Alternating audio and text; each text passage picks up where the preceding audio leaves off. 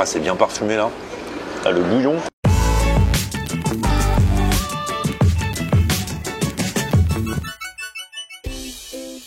Salut tout le monde, bienvenue, nouveau vlog aujourd'hui. Aujourd'hui je suis à Paris dans le 12e. Je vais retrouver un comédien qui s'appelle Mehdi Djadi. Alors lui il a une histoire de fou, il cartonne de plus en plus, il a fait l'Olympia là il y a quelques jours et alors il m'a dit aujourd'hui je choisis le resto. Donc c'est lui qui choisit le resto et il m'emmène dans un resto. Franchement il y a quelques jours je vous en ai touché un mot parce que j'ai trop hâte d'y aller.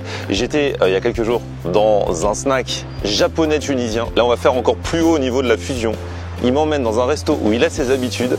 Berbère scandinave. Alors là, de base, il n'y a aucun rapport. Donc on va faire connaissance avec lui. On va découvrir le resto. Venez avec moi, c'est parti. Ah bah il est là, Mehdi. Salut Florian. Comment tu vas? Ça va et toi? Ah bah ça fait plaisir. Eh, Mehdi, aujourd'hui c'est le guest et j'adore quand c'est le guest qui choisit le resto. Ah bah tu vois, ouais. Merci d'avoir laissé cette opportunité là. Ah, ça fait plaisir, surtout que le mec me dit on va dans un resto berbère scandinave. Alors là pour le coup, on m'en a fait des fusions dans la vie. On me fait tout. Vous avez vu madame, berbère scandinave? Il faut tester hein. C'est quand même un mix assez particulier, non? Tu vois, Les pays du Nord avec les pays du Sud, on va voir ce que ça donne. ah, c'est génial parce que c'est vrai que la fusion, c'est ce que je disais depuis que je fais des vidéos, j'en vois des vertes et des pas mûres, mais au final souvent ça match hein. Ouais. On a vu du Afrikazi, on m'a fait un kebab au wok, un turco-asiatique, exactement. Incroyable. L'autre jour j'ai fait du japonais tunisien. Ok. Et là toi tu me fais du berbère scandinave. Alors là, Tu vois le mix. On va pas manger de couscous au saumon. Ça. ouais, non. ce que je me demande. Enfin, je pense pas. Je sais pas. Je connais pas toute la carte. Mais en tout cas, ouais, c'est un mix assez particulier. Mais je suis sûr que tu vas apprécier. Enfin, j'espère. C'est un endroit où tu as tes habitudes. Du coup, tu es venu plusieurs fois. Ouais, je suis venu plusieurs fois. D'accord. Je suis venu plusieurs fois. J'habitais le quartier. Je suis un peu d'origine berbère, donc voilà, mon papa est kabyle, et donc et puis c'est les deux qui m'a intrigué. Et en fait, on y mange super bien. Toi, Mehdi, t'es comédien. Ouais, T'as beaucoup buzzé ces dernières années jusqu'à aller à l'Olympia il y a quelques jours c'est ça. avec un spectacle qui s'appelle Coming Out. Et tu racontes toute ton histoire. Et c'est vrai que t'as une histoire particulière. Tu vas pas tout nous raconter, mais vas-y en 2 mots. Ben, en 2 mots, je raconte l'histoire d'un gamin, moi, enfin à l'époque, qui grandit dans un quartier populaire à Saint-Étienne, qui va tomber dans la délinquance, mais qui va croire en ses rêves, le rêve de devenir acteur, et il va le réussir parce que finalement il va se retrouver à l'Olympia. Mais le deuxième fil rouge, c'est aussi la grande odyssée spirituelle qu'a vécu ce garçon, qui est né d'une famille musulmane et qui va bourlinguer spirituellement jusqu'à aller dans le christianisme et devenir chrétien ou pas. Pour ça, il faudra voir le spectacle. C'est vrai qu'on parle beaucoup de ceux qui se convertissent, par exemple des chrétiens qui deviennent musulmans. Ouais. On voit moins, en tout cas on en parle moins. Je sais pas s'il y en a moins, mais en tout cas on parle moins de ceux qui ont fait le chemin inverse. Exactement, et il y en a. Et puis il y a d'ailleurs aussi plein de berbères qui ne sont pas musulmans. Souvent quand on pense arabe entre guillemets ou maghrébin, on pense islam. Bah non, il y a à la fois des chrétiens, il y a des chrétiens arabes, mais il y a aussi des anciens musulmans qui deviennent chrétiens et ça existe et j'en fais partie. On va passer à table. Allez. On va faire connaissance. Donc le restaurant s'appelle, comment tu prononces ça? Berberidge. Berbère. Il y a du couscous, hein. Il y a un couscous Kabylifornie. Exactement. Tu connaissais pas la Kabylie? Ah non, la Kabylifornie, je connaissais pas. Couscous d'orge, couscous légumes. Sinon, il y a du saumon mariné. Bravlax, pas Gravlax. Bravlax. Bienvenue. Magnifique, Ça merci fait longtemps que beaucoup. je t'attendais. C'est vrai? Ah bah voilà, bah il L'ouverture suffit. de la première boutique. Sérieux? Et merci d'avoir sélectionné Berbère. Eh ben avec grand plaisir. Faire découvrir, c'est un lieu d'amour, c'est un lieu de... Ah, trop bien. Et là, je voyais un peu échanger. Ah bah on est en train, ouais. Donc toi tu t'appelles? Amélia. Amélia. Je suis la créatrice de ce petit lieu. C'est un projet de 10 ans. Ah ouais. Et voilà, c'est 10 ans d'amour, c'est Berbère dans l'assiette. Le HIG, philosophie de vie en Scandinavie, qui est de créer une atmosphère cocooning et chaleureuse. Et étant la 3e génération d'immigration, j'ai juste fait un lieu qui me correspondait, en prenant un peu l'histoire de mes racines, culinairement parlant. Après 17 ans de restauration, j'ai vraiment voulu valoriser ce que j'ai connu les dimanches chez ma grand-mère ou durant mes voyages en Algérie. Et pour moi, ça répondait totalement à la demande qu'il peut y avoir aujourd'hui. Très veggie, très vegan. Ah ouais. Ici, on va jongler avec les graines, avec les bouillons, et puis on va retrouver aussi du saumon et du hareng, etc. L'idée de marier le côté berbère et le côté scandinave, c'est plus pour la philosophie scandinave. C'est ce qui s'est passé par la suite. Objectivement, le projet a mûri. Aussi en même temps, il y a eu aussi le Covid. J'ai ouvert la première petite boutique en décembre 2019. C'est devenu une philosophie de vie. Comment tu l'as découverte cette philosophie de vie? T'as lu des trucs, t'as rencontré des gens? Alors particulièrement, c'était une rencontre il y a à peu près une dizaine d'années. Et après, c'est mon histoire. En fait, c'est tout simplement que je pense qu'il y a un moment où on a des passages dans la vie. Et on cherche des outils pour affronter ces passages. Et le hig et l'atmosphère a fait partie Enfin, c'est ce que j'ai trouvé parce que je suis un peu hyperactive. Je sais pas si ça se voit. T'es un peu speed, hein. Le hig, du coup, ça consiste en quoi? En deux mots? Le synonyme, ce serait cocooning, chaleureux. Il faut savoir, dans les pays du Nord, il fait froid énormément. Il fait nuit très tôt, voire pendant plusieurs jours. Et leur espace de vie, c'est une vraie obsession. Donc, ça va être toujours faire attention que la lumière soit pas trop froide, un peu jaune, ça va être une petite musique, ça va être des matières. Vous savez, le genre d'endroit où des fois on se dit ça fait 3 heures que je suis là, il faut que je parte. Et puis il y a des endroits où on n'est pas bien, on est nerveux et on n'a qu'une envie justement, c'est de partir. C'était un peu de jouer avec ça. Et la cuisine, les Kabyles sont un peu, je pense, conservateurs. Et c'est vrai que culinairement parlant, aujourd'hui c'est une richesse. Parce qu'initialement tout était bien fait. La cuisine, les Kabyles c'est des berbères, c'est des nomades. C'était une cuisine de pauvres, c'est une cuisine qui respectait énormément les saisons, si ce n'est médicinale. Et du coup, j'essaye de faire ressortir la cuisine berbère, hein, parce que je dis kabyle parce que c'est ce qui me concerne, mais le berbère est très vaste. L'Afrique du Nord était berbère entièrement. Et une population chassant une autre, et du fait que ça a été sur un territoire toujours envahi, et puis il y a du coup des petites traces de berbère un petit peu partout. Et d'ailleurs, c'est pour ça qu'on retrouve 10 000 façons de faire les tchouktchoukas, 10 000 façons de faire des couscous, 10 000 Même le nom, même la tchouktchouka, tchouktchouka, exactement, voilà. Puisque c'était en fonction de ce que la terre te donnait, et de là sont nées des recettes familiales. Et je pense que si on rentre dans cette bienveillance-là, on va découvrir énormément de manières de faire les choses en fait. Pommes de terre et hareng fumé façon tartare, chou rouge, vinaigrette curry maison, on y insère un peu de pommes granny pour nous donner un peu d'acidité, citron, aneth, voilà. Ok. Donc là, moi, j'ai le côté pays du Nord. Et lui, il a quoi, le Mehdi? Et là, on a ce qu'on appelle, nous, le felfel meshouya. Meshouya, ça veut dire grillé en arabe. J'ai rajouté meshouya parce que quand j'ai mis que felfel, qu'on appelle felfel tomaté, je veux dire poivron tomate en Kabylie, tout le monde pensait que c'était des falafels, produits totalement différents. Moi aussi, je croyais en voyant.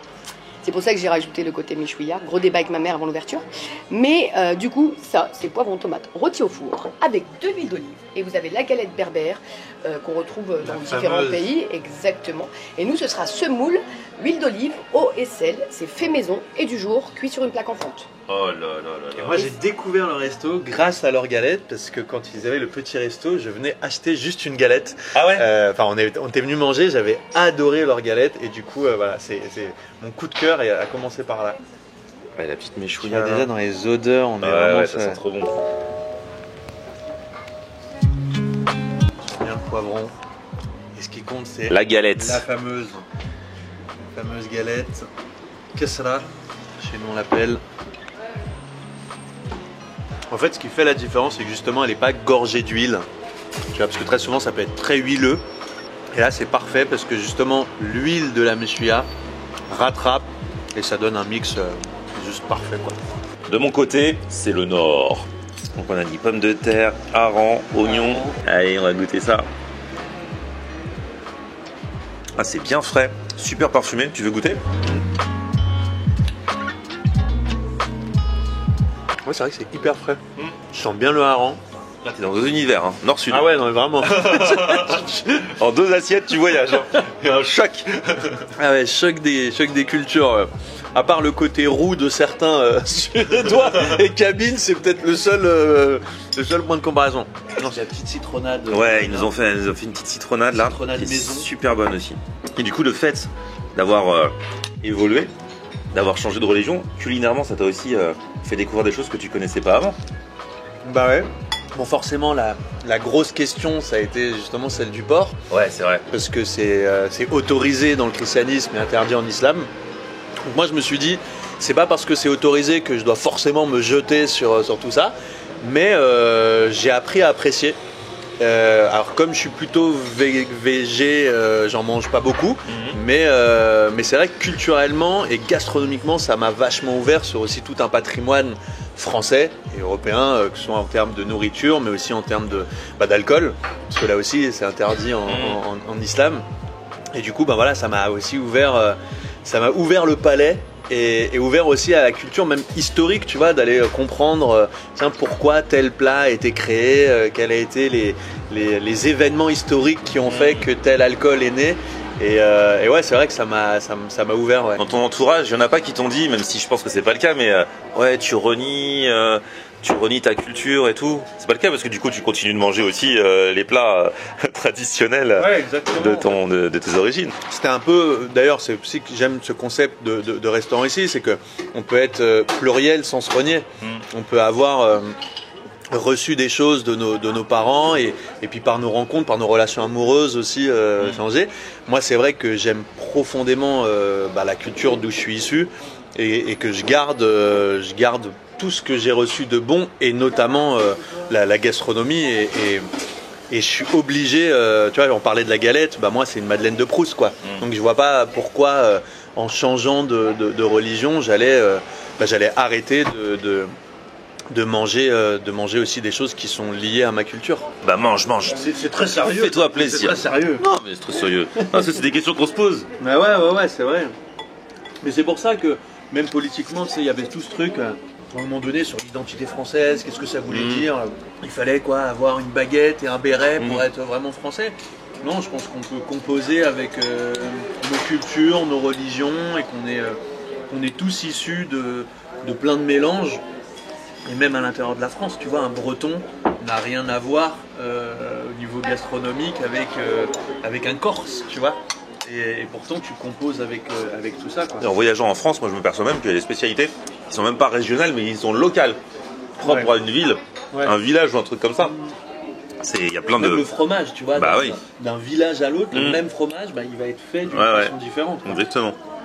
Ah là, voilà le couscous. Ça, c'est le couscous classique que j'ai nommé couscous classique Kabylie. Ah, c'est le Kabylifornie celui-ci. Mais il a quoi de Kabylifornien? Déjà, on a des haricots verts.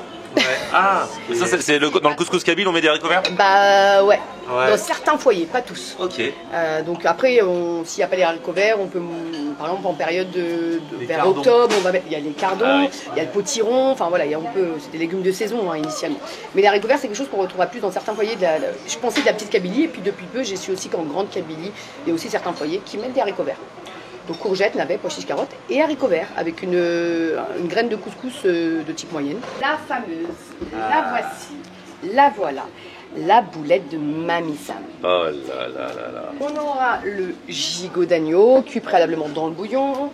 La boulette, elle est dans le bouillon. Mais initialement, nous on l'a retirée du bouillon pour pas qu'elle fonde. D'accord. Je vous raconte pas ma vie, pourquoi du comment. Et du coup, à la maison, en famille, chez la grand-mère, la boulette a été réservée, qu'on prenait, qui était un peu compacte, qu'on coupait.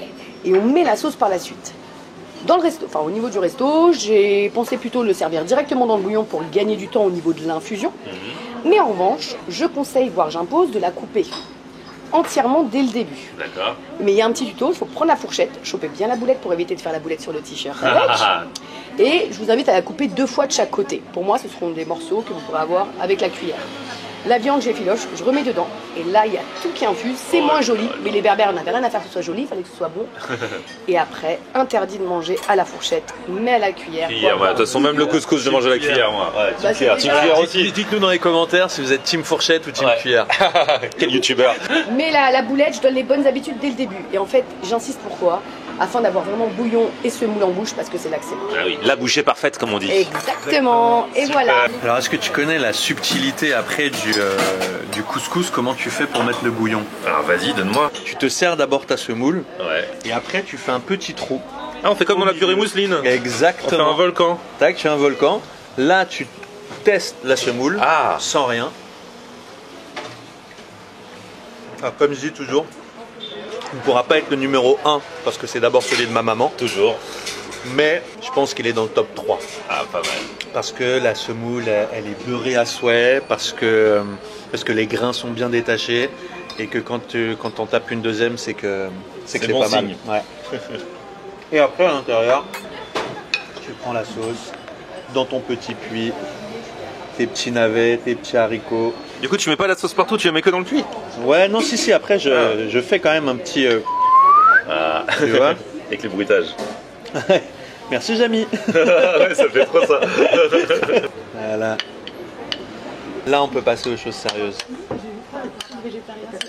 Parce que comme ça, vous allez pouvoir découvrir celui-ci aussi. Là, la boulette bien imbibée avec l'agneau. Un peu de carottes. Ah, c'est bien parfumé là. Ah, le bouillon, c'est de toute beauté. Ah, le bouillon, vraiment, ça cale, ça change du couscous. Et vraiment, en tout point. Ouais. Parce que du coup, la texture de la boulette, c'est de la semoule, mais c'est pas comme la boulette. Le bouillon, il est complètement différent. J'adore ce plat. Et alors ce couscous c'est quoi? Ce couscous, c'est un couscous qu'on appelle amorphone ou tamarphone. Mais vous basez pas sur ma prononciation. Je connais l'histoire des couscous, mais l'accent n'est pas là. Et ce couscous, c'est la graine de couscous classique, mais cuit vapeur avec de l'huile d'olive et les légumes, un peu améliorés. Donc nous, on va retrouver en termes de légumes petits pois, carottes, navets, pommes de terre et des petits oignons qu'on ne verra pas, mais qui donnent un petit peu de goût.